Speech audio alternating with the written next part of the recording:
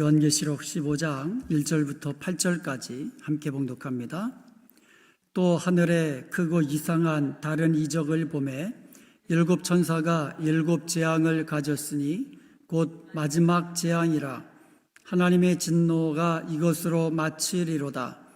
또 내가 보니 불이 섞인 유리바다 같은 것이 있고 짐승과 그의 우상과 그의 이름의 수를 이기고 벗어난 자들이 유리 바닷가에 서서 하나님의 검은 고를 가지고 하나님의 종 모세의 노래 어린 양의 노래를 불러 이르되 주 하나님 곧 전능하신 이시여 하시는 일이 크고 놀라우시도다.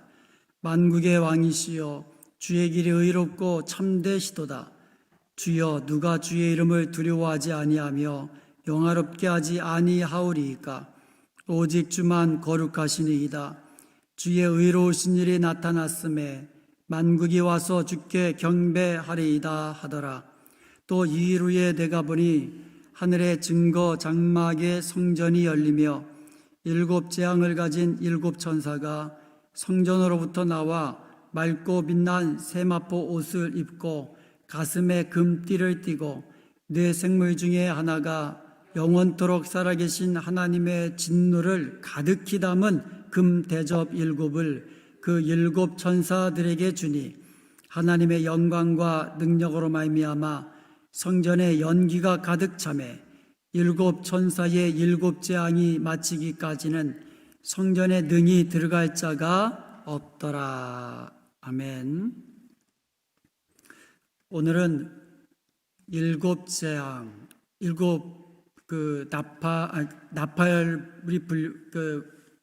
나팔을 일곱 번째 나팔이 이제 불었죠. 그리고 나서 이제 일곱 번째 대접을 쏟는 일곱 대접을 쏟는 마지막 재앙, 그리고 나서 어린 양의 노래, 승리자들이 부르는 어린 양의 노래, 이것에 대해서 함께 말씀을 나누도록 하겠습니다. 1절은요 마지막 재앙을 준비하는 그런 내용입니다. 1절 한번 다시 보시면은요, 또 하늘에 크고 이상한 다른 이적을 보매, 그러니까 지금까지와는 다른 이적이 보이는 겁니다. 이전까지보다도 더 큰 엄청난 재앙이 시작된다라는 것을 우리가 알 수가 있어요.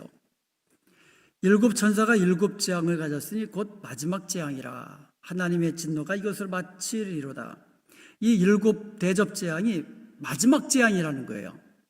그러니까 이 일곱 대접 재앙으로 하나님의 진노가 끝난다. 바로 그겁니다. 특별히 15장에는요 진노라는 말이 두 번 반복됐어요. 오늘 본문에도 1절에도 진노라는 말이 나오는데요, 7절에도 한 번 더 나와요. 진노라는 말이. 근데 7절에 보면 뭐라고 나오냐면 하나님의 진노를 가득히 담은 금대접 일곱이다 했거든요. 그러니까 금대접이 있는데 이 대접에 진노를 담았어요. 하나님의 진노를. 그런데 그냥 진노가 아니라 하나님의 진노를 가득히 담은. 그러니까 여기서 우리가 알 수 있는 것은요, 이 마지막 재앙, 대접을 쏟는 재앙은요 이전과는 다른 엄청난 하나님의 진노가 가득 담겨져 있는 그러한 재앙이다, 그런 심판이다라는 것을 우리가 알 수가 있는 겁니다.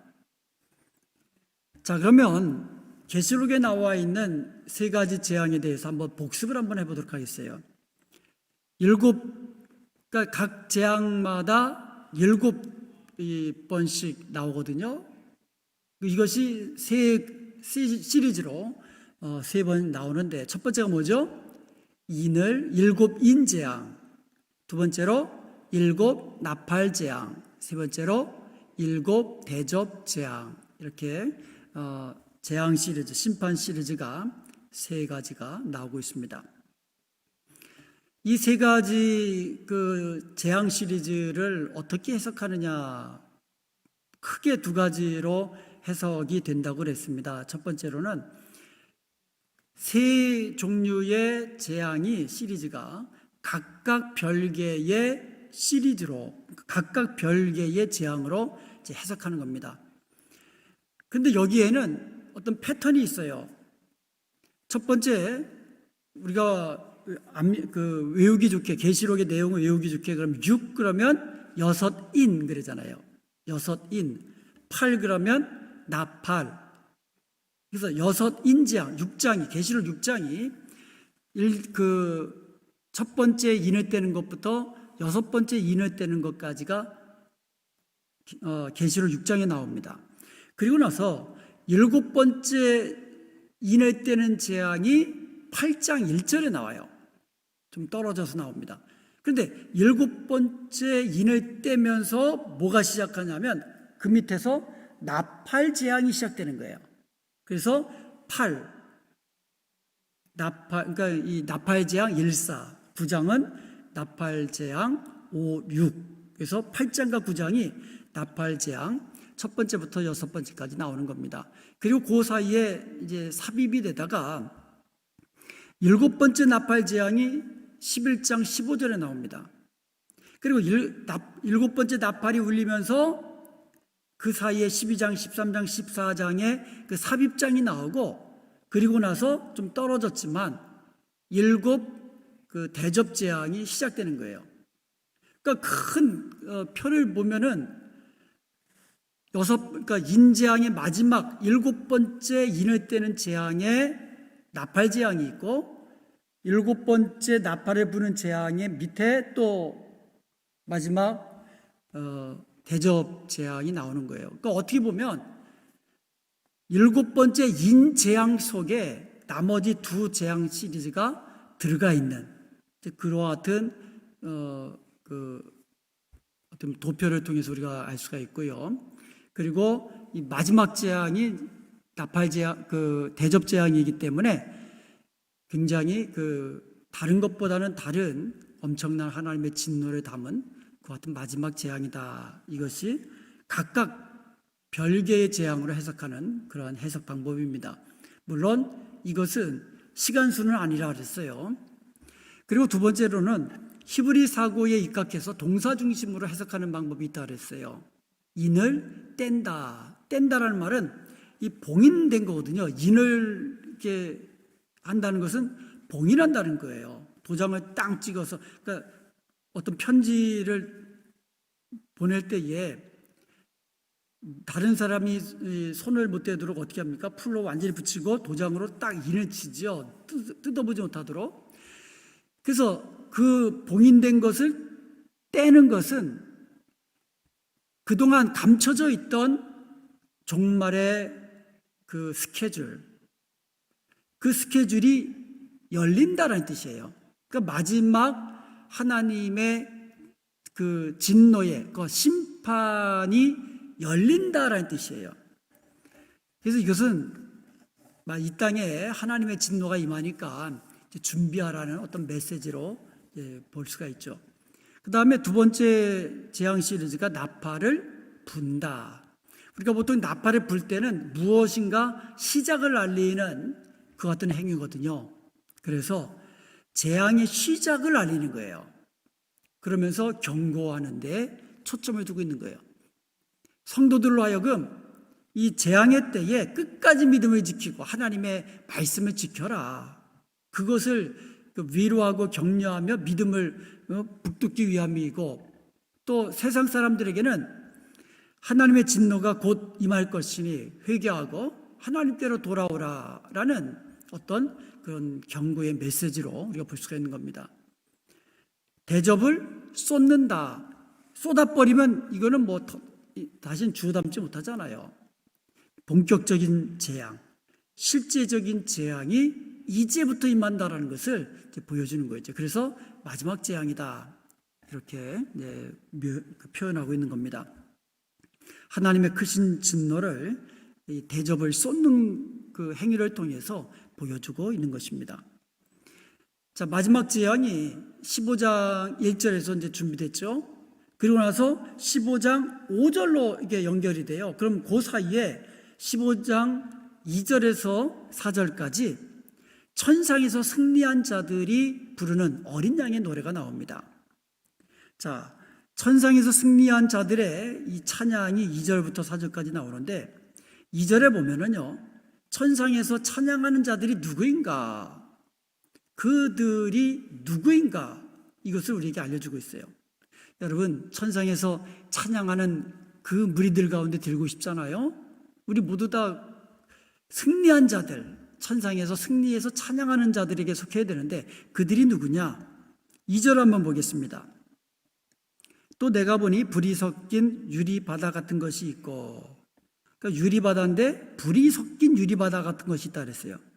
자, 짐승과 그의 우상과 그의 이름의 수를 이기고 벗어난 자들, 짐승과 그의 우상에게 경배하지 아니하고 짐승의 표를 그 오른손이나 이마에 받지 않은 자들, 이러한 자들이 바로 승리자들이다, 그렇게 말씀하고 있는 것입니다.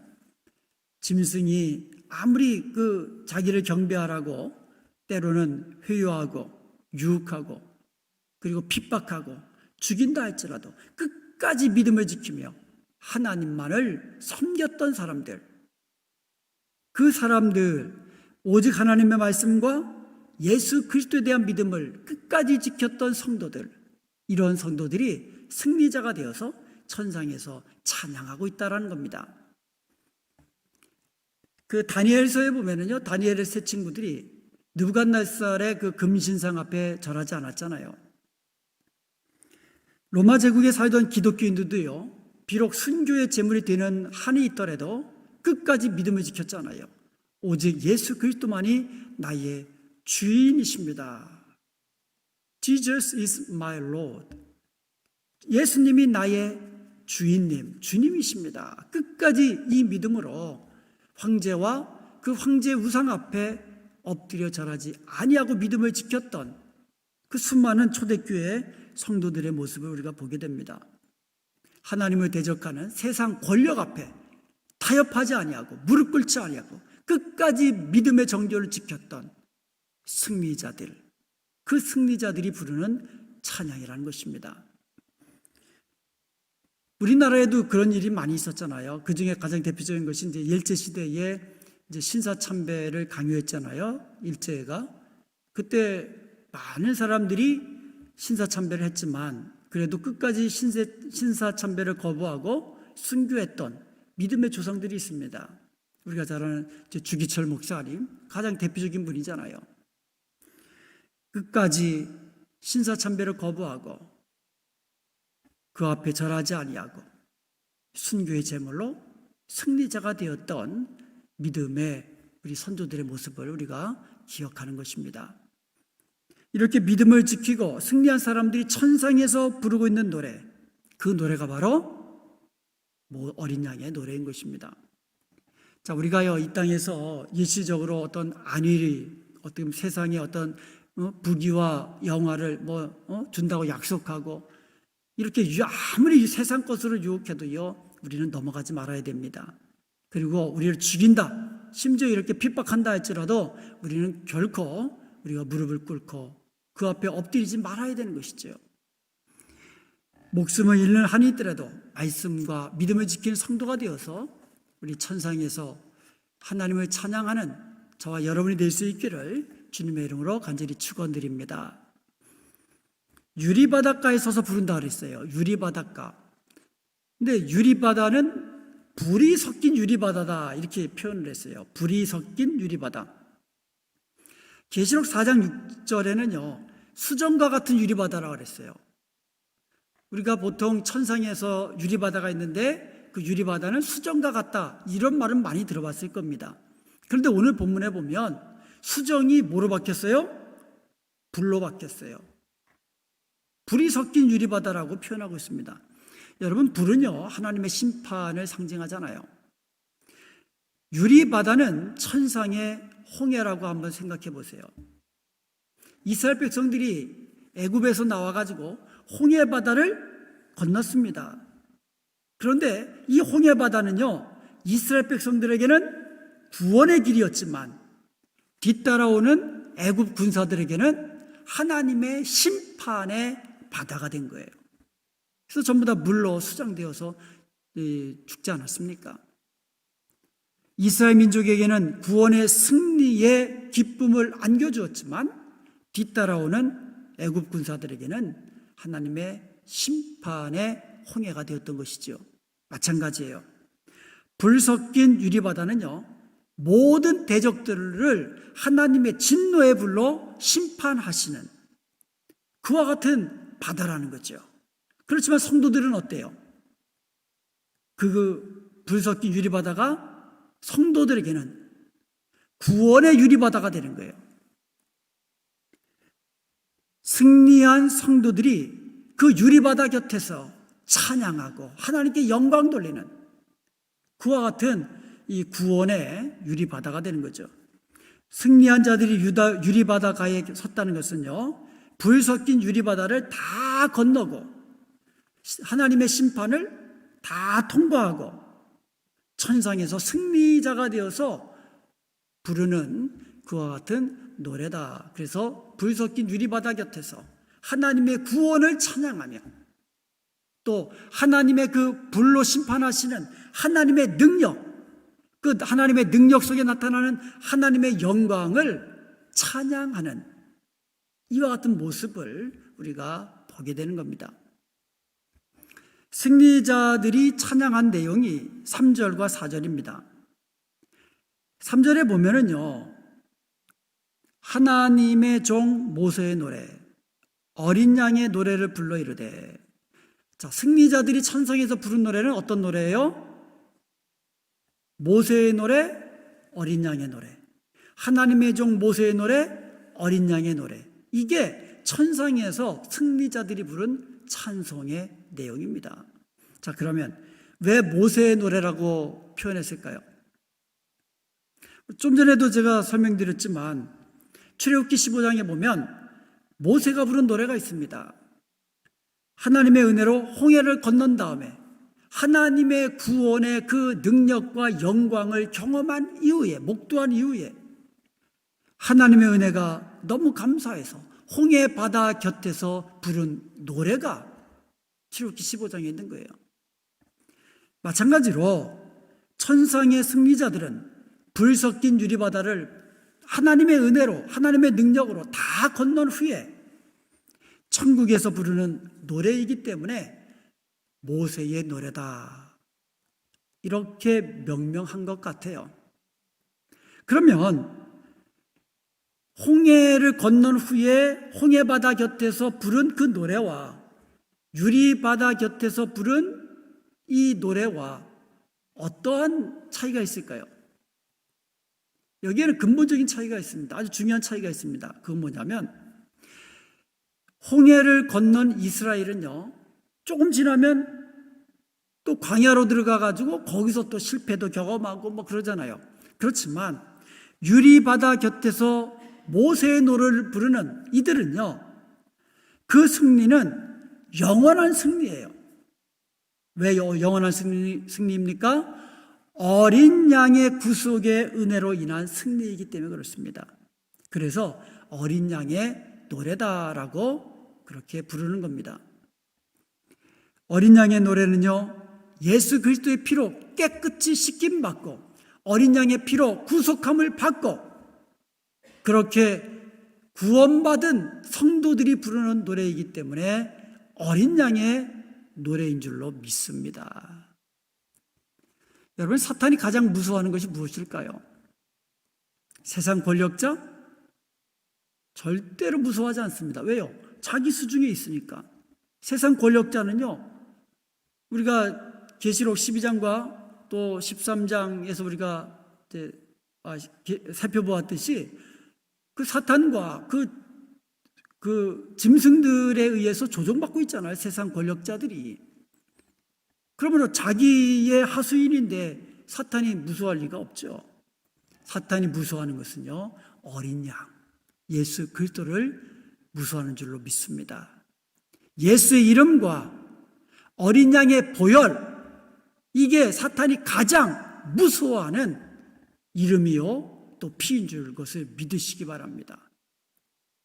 그래서 우리는요, 예수의 보혈을 노래하는 거고 예수의 이름을 우리를 부르는 줄로 믿습니다. 기도할 때도 예수의 이름으로 기도하고 우리를 통하여서 예수 그리스도의 모습이 드러나도록 하는 것, 이러한 사람을 사탄이 두려워하는 거예요.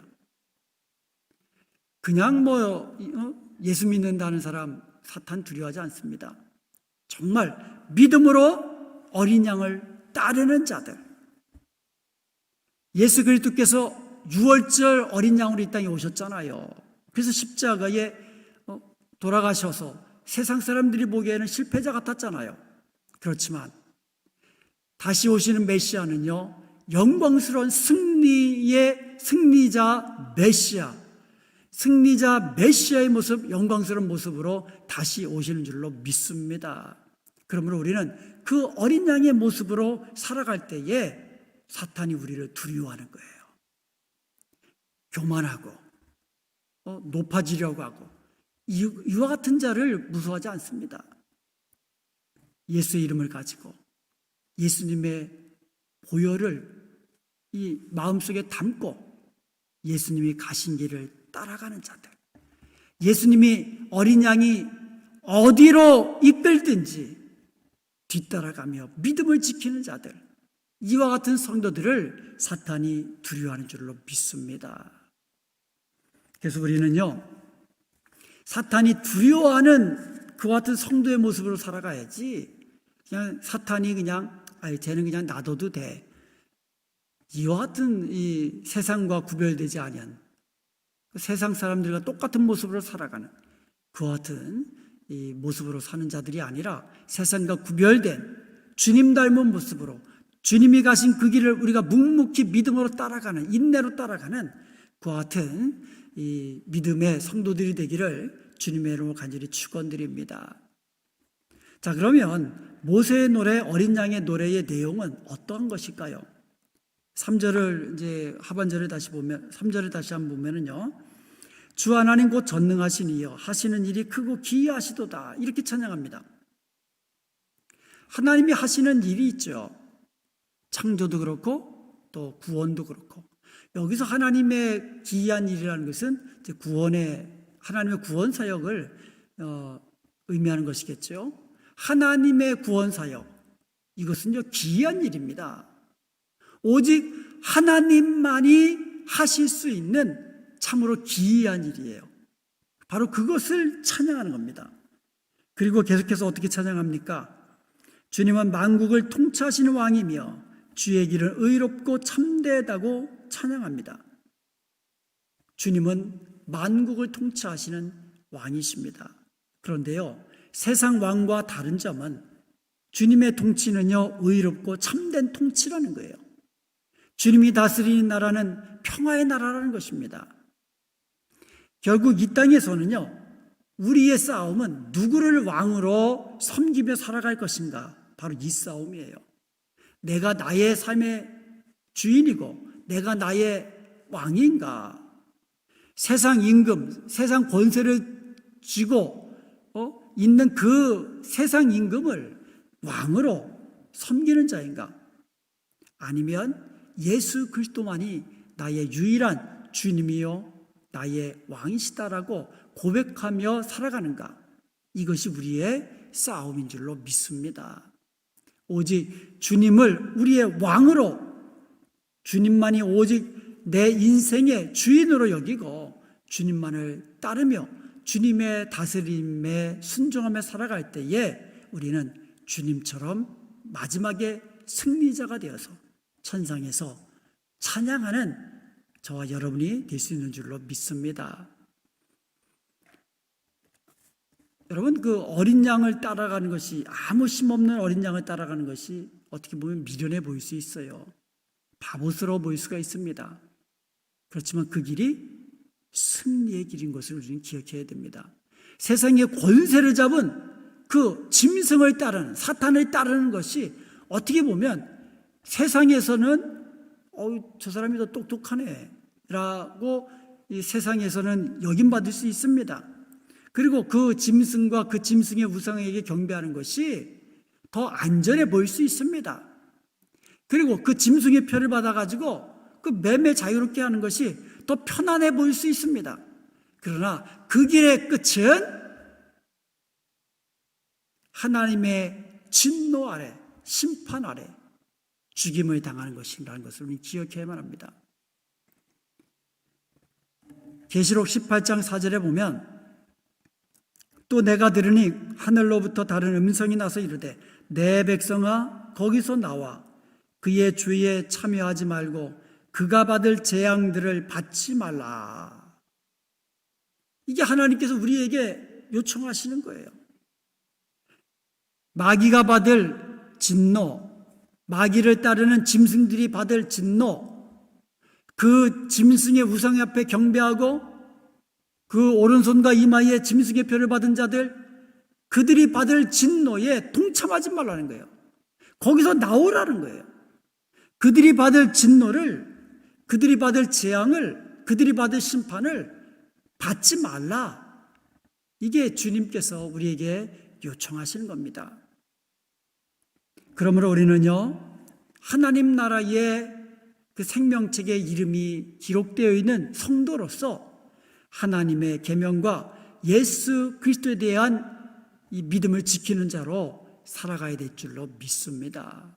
이것이 계시록 전체에서 우리에게 요청하는 거예요. 성경은요, 짐승이 세상 권세를 가진 마지막 때를 사는 사람들에게 최후의 승리가 어디에 있는지를 보여주고 있습니다. 짐승이 권세를 가지고 마지막 때 발악을 하잖아요. 그렇지만 최후 승리는 누구에게 있느냐?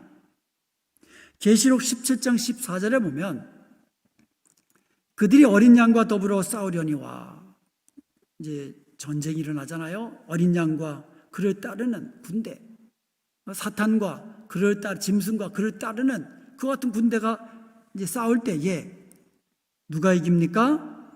어린 양은 만주의 주시여 만왕의 왕이심으로 그들을 이기실 터이요 또 그와 함께 있는 자들 곧 부르심을 받고 택하심을 받은 진실한 자들도 이기리로다. 최후 승리는 어린 양을 따르는 진실한 성도들에게 있는 것을 믿으시기 바랍니다. 그것은요, 그 마지막 최후 승리는요, 우리 힘으로, 우리 능력으로, 우리 지혜로 되어진 것이 아니잖아요. 어린 양의 능력으로 되는 것이잖아요. 그렇기 때문에 우리는 전적으로 어린 양 되시는 예수 그리스도를 의지하며 예수님만 따르는 그와 같은 성도가 되어야 될 줄로 믿습니다. 최후의 승리는 주님을 따르며 주님과 함께하는 성도들에게 있는 것을 기억하시기 바랍니다. 세상이 좋아 보여서 세상을 따르고 세상 유혹에 빠져 그냥 방탕한 길로 나아가고 그냥 한번 짐승과 그 우상 앞에 그냥 경배하면 이 땅에서 편안해지고 이 땅에서 그냥 몸보존하고, 그것이 최후 승리하는 성도의 모습이 아니라 그 모습은요, 하나님의 진노의 심판 아래에 있는 모습이라는 것을 우리는 기억해야 될 것입니다. 승리자, 최후 승리자의 모습은 어떤 자입니까? 믿음을 지키며 하나님의 말씀을 지키는 자들, 인내로서 끝까지 믿음을 지키며 순종하는 자들, 이와 같은 이 성도가 마지막 최후 승리를 얻고 천상에서 승리자가 부르는 노래, 부르는 자인 것을 기억해야 될 줄로 믿습니다. 자, 승리자들이 계속되는 찬양이 이제 4절에 나오는데요. 주여 누가 주의 이름을 두려워하지 아니하며 영화롭게 하지 아니하오리까? 오직 주만 거룩하시나이다. 주의 의로우신 일이 나타났음에 만국이 와서 주께 경배하리이다 하더라. 주님만이 거룩하십니다. 주님만이 의로우십니다. 주님의 거룩하심이 드러나고 주님의 의로우심이 나타날 때에 만국이 주님 앞에 와서, 열방이 주님 앞에 돌아와서 그 앞에 경배하게 될 것이라고 노래하고 있는 것입니다. 우리만이 아닙니다. 열방이 주님께로 돌아오는 그날을 우리는 기억하면서 우리에게 주신 지상명령 끝까지 충성스럽게 순종하는 우리 교회, 우리 모든 성도가 되어야 될 줄로 믿습니다. 이제 마지막으로 이 3절에 5절에 보니까는요, 또 다른 환상이 나옵니다. 이 또 다른 환상은요, 그 계시록 15장 1절에서 이 마지막 재앙이 시작된다는 것을 알려주잖아요. 그러니까 준비하는 거죠. 마지막 대접 재앙이 준비되는 거죠. 그리고 나서 2절에서 4절까지 승리자의 찬양이 나오다가 그 다음에 다시 5절이 바로 그 대접 재앙과 관련된 그런 내용이 이제 이어져 나오는 그런 곳입니다. 하늘 성전이 열리면서 마지막 재앙의 7 대접을 7 천사가 받는 그런 내용이 5절부터 7절까지 나옵니다. 자, 5절에 보니까는요, 하늘의 증거 장막의 성전이 열렸다 그랬습니다. 하늘의 증거 장막의 성전이 열렸다. 성전을 증거 장막이다 이렇게 표현했어요. 하늘의 성전, 증거 장막이다 이렇게 표현했는데요. 이스라엘 백성들이요, 십계명을 기록한 돌비를 언약궤에다가 넣고는 지성소에다 보관했습니다. 그것을 연상하면 되는 겁니다. 그러니까 성전의 지성소에 언약궤가 있는데 그 언약궤에는 하나님의 그 십계명을 담은 그 돌비가 거기에 보관되어 있었다라는 겁니다. 하나님의 언약하신 대로 모든 것이 진행되어질 것임을 우리에게 보여주고 있고요. 이 모든 하나님의 종말의 그 스케줄이 하늘에서부터 임한다는 것, 하늘에서부터 시작된다는 것을 우리에게 알려주고 있는 겁니다. 모든 종말의 재앙, 하늘에서 하나님께로부터 나오는 겁니다. 그리고 그것은요, 즉흥적으로 나오는 것이 아니라 하나님의 언약의 말씀에 따라 모든 것이 되어진다는 것을 우리에게 보여주고 있는 겁니다. 그리고요, 6절과 7절에 보니까는요, 7 재앙을 가진 7 천사가 성전에서 나옵니다. 그리고요, 하나님 보좌 주위에 있는 네 생물 중에 하나가 하나님의 진노를 가득히 담은 금대접 7을 그 7 천사에게 준 거예요. 여기에 금대접이 나옵니다. 여기 금대접에 무엇이 담겨져 있습니까? 하나님의 진노가 가득히 담겨져 있어요. 자, 그런데요, 계시록 5장 8절에 보면 이 금대접은요, 하나님 앞에 이것이 그 성도들의 기도가 담겨져서 하나님 앞에 드려졌던 그 금대접이에요.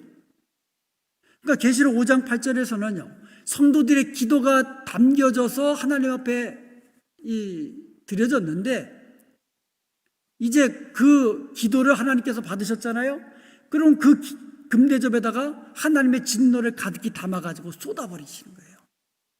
자, 이것은 어떤 것을 연상하냐면요, 계시록 8장 5절에 보면요, 성도들의 기도와 함께 하나님의 보좌 앞에 이 상달되었던 향을 담고 있는 향로가 있습니다.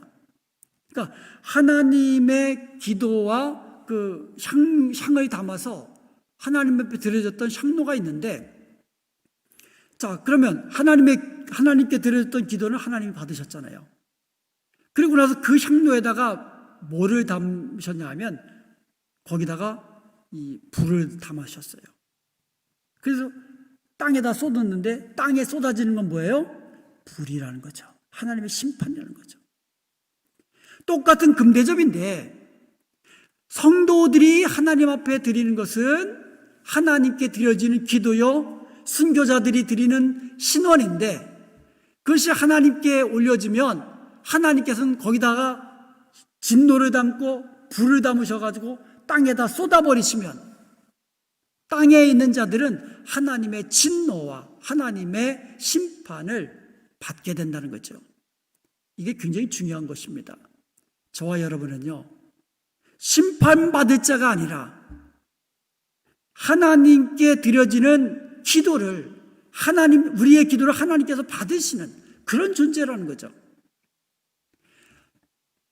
마지막 심판, 우리 성도들이 두려워할 이유가 없죠. 왜요?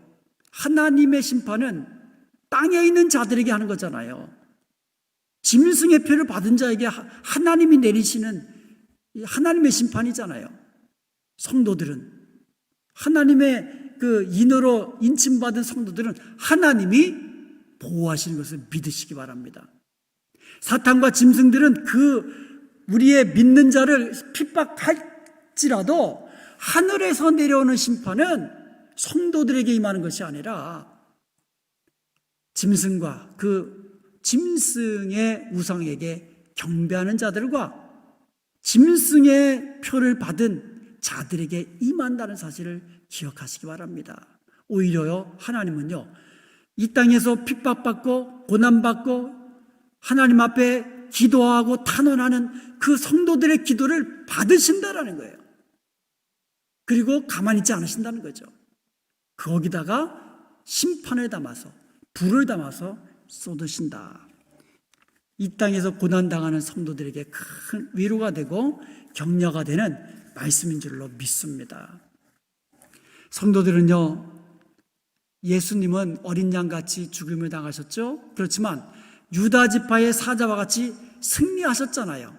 마찬가지예요. 어린 양을 따르는 우리 성도들도 이 땅에서는 비록 어린 양을 따르는 어떻게 보면 초라한 모습, 미련한 모습, 바보 같은 모습, 당하기만 하는 모습, 그러나 마침내 어린 양 승리하신 예수 그리스도처럼 승리자가 되어서 천상에서 찬양하는 저와 여러분인 줄로 믿습니다. 이제 8절에 봅니다. 성전의 연기가 가득 찼어요. 하나님의 영광과 능력으로 말미암아 성전의 연기가 가득 차매 일곱 천사의 일곱 재앙이 마치기까지는 성전에 능히 들어갈 자가 없더라. 여러분, 광야에서 성막이 완공되었을 때에 거기에 빽빽하게 하나님의 영광의 구름이 채워졌잖아요. 하나님의 능력과 하나님의 영광을 상징적으로 보여주는 그와 같은 것이 연기요 구름입니다. 하나님의 성전에 하나님의 능력이 가득 찬 거예요. 하나님의 영광이 가득 찬 겁니다. 그것을 연기가 가득 찬 것으로 보여주고 있습니다. 여러분, 진노는요, 하나님의 능력을 나타내는 거잖아요. 하나님의 능력을 나타내는 거거든요. 홍해바다에서 성도들을 구원하신 것도 하나님의 능력이고, 홍해바다에서 이스라엘 백성 따라오는 애국 군사들을 수장시킨 것도 하나님의 능력이거든요. 그래서요, 이 진노는요, 그 마지막 그 심판과 재앙은요, 하나님의 능력이 나타나는 거예요. 그런데요, 하나님의 능력이 나타나는 곳에는 하나님의 영광이 드러나는 겁니다. 하나님만이 구원하시고 하나님만이 심판하시는 그 능력의 하나님에게는 하나님의 영광이 드러나는 겁니다. 그것을 보여주는 것이 이제 연기다. 그리고요, 일곱 재앙이 마칠 때까지 성전에 능히 들어갈 자가 없다고 그랬습니다. 이 말이 뭡니까? 재앙이 다 마칠 때까지 계속해서 하나님의 재앙은 끝이지 않을 거라는 겁니다. 마지막 재앙이 다 맞춰질 때까지 하나님은 심판하시기를 멈추지 않으실 것입니다. 그리고 하나님이 모든 심판을 다 마치시고, 그리고 모든 악의 무리들이 다 제거되어서 깨끗하게 되었을 때에, 그때야 이 성전에 들어갈 수 있게 된다는 것입니다. 주 안에서 의를 행하며 믿음과 말씀을 지키는 저희들, 그래서 우리가 인내가 필요한 것입니다. 하나님의 재앙이 다 끝날 때까지 우리는 기다리는 거예요. 하나님의 심판의 종말의 스케줄에 따라서 모든 이 하나님의 심판과 재앙이 끝나면 그때 우리는 하나님의 능력과 영광으로 충만한 그 성전에 들어가게 되는 줄로 믿습니다. 이것이 저와 여러분의 마지막 모습이에요. 얼마나 영광스러운 모습입니까?